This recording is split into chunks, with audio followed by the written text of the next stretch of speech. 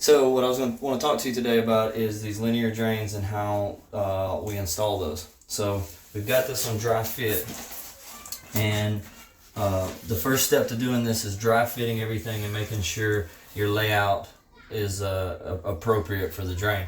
The biggest mistakes made with linear drains and things is not laying out everything first. As you can see, we've laid out all of our walls. We've got this wall. We're going to be doing this wall to wall, and we're going to be doing this wall to wall. So we're going to have a grout line right up our valve, and that grout line is going to go right down our channel body. Alright, so I kind of want to give you a better angle of what this channel body and everything's supposed to look like under here. So we got the trap back here, running up from our drain. We got the trap, and then we cut this piece, this riser piece, to size. And then we got our coupler, and then we got the channel body, and then we dry fit everything. You see everything's nice and loose. And then what we'll do is, once we got everything lined up, we'll just trace around this gray piece all the way around it. We'll thin set that down, and then we'll backfill this in with concrete. We want to make sure to protect this piping, so we'll wrap some foam around it. We'll probably wrap some foam around that, just so we don't have concrete embedded. Okay, so we got our linear channel body marked out and in position. We've glued the trap on this end. Let me show you that. We glued the trap here. We glued the trap here, and this is tight. Our no hub there. The only place it's not glued is down here at the bottom where the riser meets this no hub. Now there's two ways you can go about doing this. You can tighten the no hub up at both ends, both straps. See, that's both straps. You can tighten both of those, and then you can pull it out together with this riser, and then you can glue this riser in after. Or you can go ahead and glue that in, leave that last one loose so that you can slide your channel body in, and then tighten it from out here with a drill. You just have to get a long extension to reach up under there and tighten it here.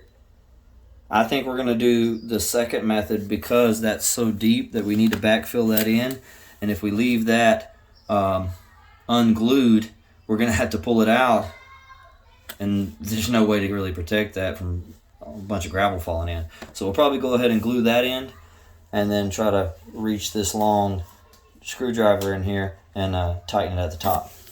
Alright, so now we're going to fill in this channel body. So what we're going to do is we're going to backfill all this area in. We're going to backfill all this area in with thin set.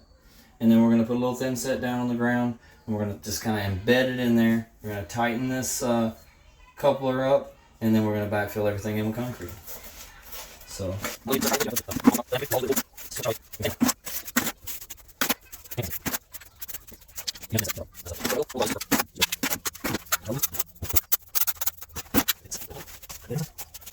Want to check that it's level. So we're a little bit. Typically, when I level it, I try to put it on one of the metal edges there. It's got like a little metal frame, so I try to sit it on that metal frame. That gives you the best representation of the level of the channel body. This actually doesn't have to be perfect as it can, but in minor adjustments can make the ground work. Let's roll this over. Take it out level. I put this on this side. Yeah, nice level. So this is my level, but it'll be okay. It's in good range with. Now, as you see, we gotta find our marks on the floor. Make sure that we're nice lined up with those. What we'll do is we'll sit something right here that'll hold that in place when we get done getting it level.